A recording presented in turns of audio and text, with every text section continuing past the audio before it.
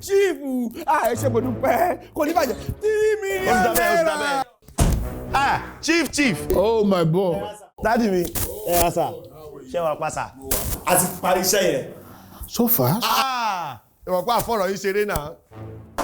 Èmi rò pé ó máa tó 2 or 3 weeks kẹ́ tó ṣe tán. No, wonderful. Boys, call up gbogbo ẹ̀. Because in fact, wọ́n ṣe gbogbo ẹ̀ dáadáa. Ṣé gbogbo ẹ̀ neat? Ṣé wàá pa? Ṣífù ní problem. Ẹ fọkàn yín balẹ̀. Mo wà ń lé. Ẹ jẹ́ kó lórí burúkú kan débi àkótó wa parọ́ mi fún yín. Mo wà ń lé fún má bá tí ẹ jẹ́ ni. Anyway, nice to meet you, young man. So, what's your name? Tell me about yourself. Well, it's an utmost pleasure that I use and say, my name is Barrister Owolabi Adedeji. Okay.